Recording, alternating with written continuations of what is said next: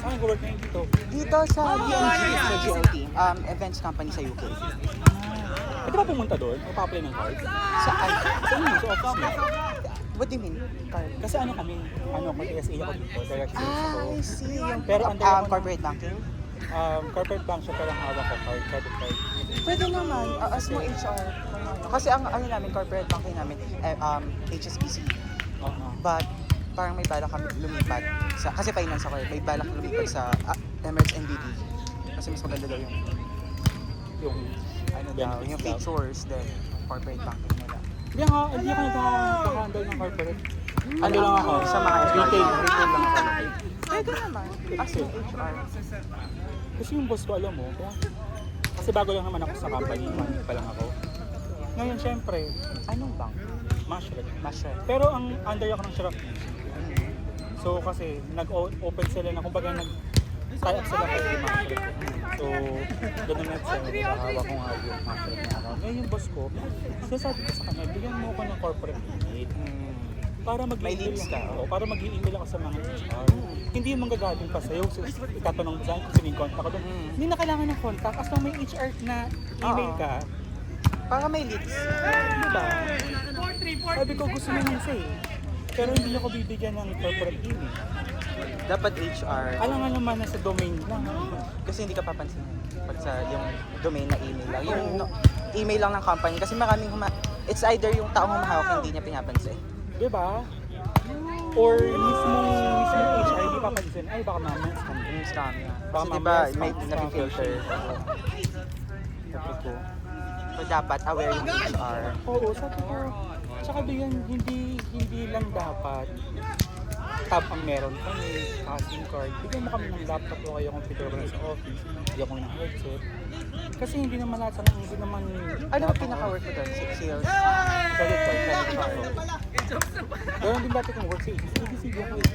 Credit of 600 people. Redundancy daw. Ano lang ako alam Ilang years ka doon? 10 months. Bago na ako sa UAE.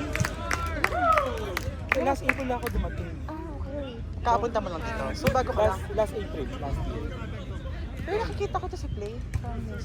Oo! Play naman ako. Hindi na alam talaga. Na-carjack aray. Na, ewan ko ba. Tapos yung mga politika din, yung mga naiwan, yung mga dinagdag. Pero may fan ka. Yung pinsan ko, tsaka kapatid. Kasama mo. Ngayon kasi wala kang kakilala. True. Di ba? Pag may nagsisimula ka pala. Oo. Kaya ang hirap. Okay lang naman sa akin. Wala naman problema sa akin yung aray, ito.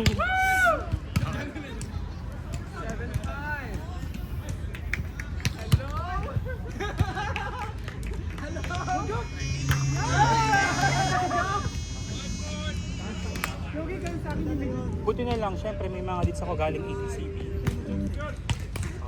May nakakatulong din. Pero nga lang kinakausap ko yung boss ko, nag-usap ako. Alam mo yun, parang akala na alam na nila lahat. Kung baga nagbibigay ka ng suggestion. Arabic ba? Hindi ka. Sabi niya, alam mo sabi ko sa kanya, huwag mo akong tuturuan. Kasi matagal na ako sa business. Sabi ko, sir, hindi ko hindi ko tuturuan. Gusto ko ma-improve yung process natin para mapadali yung connected na. Ansya boss. Oo. Ilan hawak mo? Sa board na Ay, kasi bago pa lang yung team namin. Kasi kami pa lang talaga, parang 4 pa lang kami. Tapos tapos sabi ko, hindi ko sinasabing sabi ko nga sa kanya, may tab ako. Yung tab ko ba, pwede kong gamitin kahit saan? Hindi, mag-apply lang. Paano ko mag-search ako ng mga lugar? So meron kang company na parang iPad. Oo, parang iPad. SIM card lang. Para pag paano kayo mga biometrics. Kasi wala naman. Ang online application naman. Sabi ko nga sa kanya, so mas maganda pa pa isang Pinoy. Sabi ko yun ang sir sa akin. Sabi ko nga sa ATCB. Kasi ATCB yan, well-equipped kami lang. May computer kami, meron kami headset, meron kami tab. Lahat meron. Tapos may email kami. Kumbaga parang mag-i-email kami sa company, nakasisi na lang ikaw para alam mo, ay nakachas ka pa, sige. Galing, oh. Sige, Kara, makuha natin. Hindi yung magsasabi ko sa kanya, sino tasan niya ako nito? Sige, sino kontak mo dito?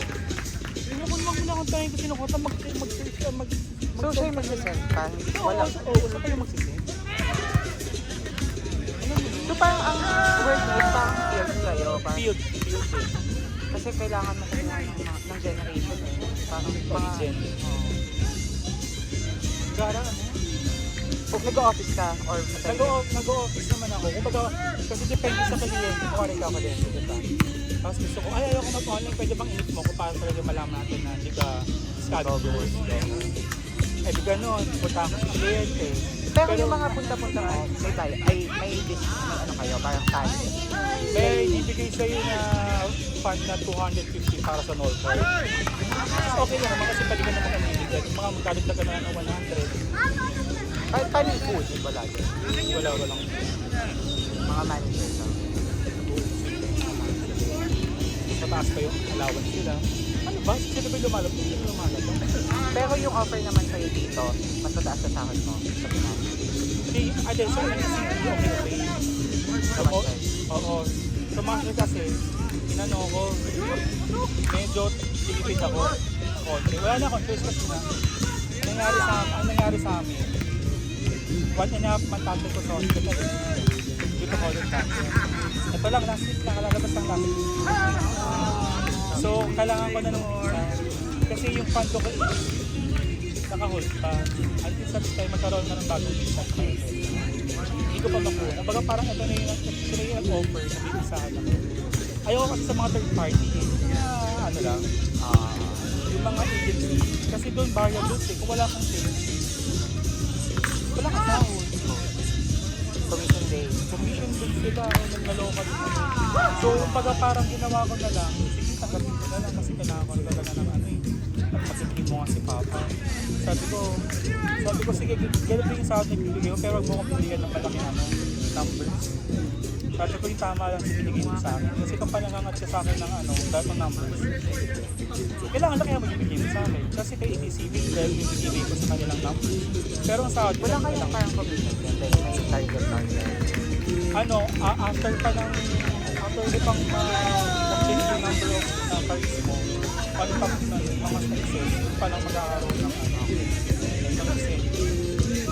Malungad ba?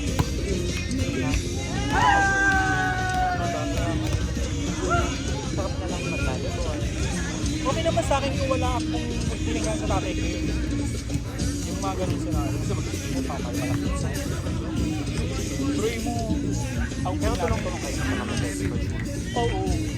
Tulong-tulong naman kami. Gusto ko magdala ng mga sa bahay-bahay. Nga lang, sa Pinas kasi, tuloy mo, nasa 1 million bibig natin. Magkanda ng PJ. DSWD, 100,000. Kaya, kasi diba yung mga yung hulog ng tax dami ba? Yung mga Ako, bakit pa naman sa Pinas, pag malaki basic mo, nakita ko. oo, malaki tax. Mga siguro mga akin kung nagdalo ng 4. So, Isang ano pa lang yung kinsena, lang, so 8,000. bali kasi ngayon sa Pinas sa amin, pag hindi pinasok yung pag hindi pinasok yung incentive talaga. Ang ginawa nila ngayon sa amin, kasi ang incentive namin, pinapasok namin ng katapusan. Di ba dalawa? Oo, dalawa. So yung una parang mga 2,000. Pagdating ng katapusan, 4. So, grabe naman. Kaya pwede bang huwag nilang ipatok sa sa kumbaga ihiwalay nyo na lang, don't pwede. Pero pati magbayad ng tax company. May nakakabalik sa bilis eh. Pero mo nag-ano ako, bumuha ako ng back pay. Tapos sa 5 years ko, 11,000. Pinawid nila yung dalawang bonus ko ng 40 ka 50 months. Kasi nag-resign daw ako. Kaya nga pala sa bank no, may 40. Oo, Hanggang ilang ako 40, naabutan din sa CIF. pero malaki yung sa ng CIF at saka Ali. Pag mga international ones malaki basic. Tapos, pero malaki din tax net. Lang, no? Ang tax ko dati, isang cut of 6,000, 15 pa lang sa weekly. So parang, siya, pero katapusan, maliit na. Pag malaki yung, pag nagkasama ng allowance. Hindi yung nag-aano lagi, incentive, alam.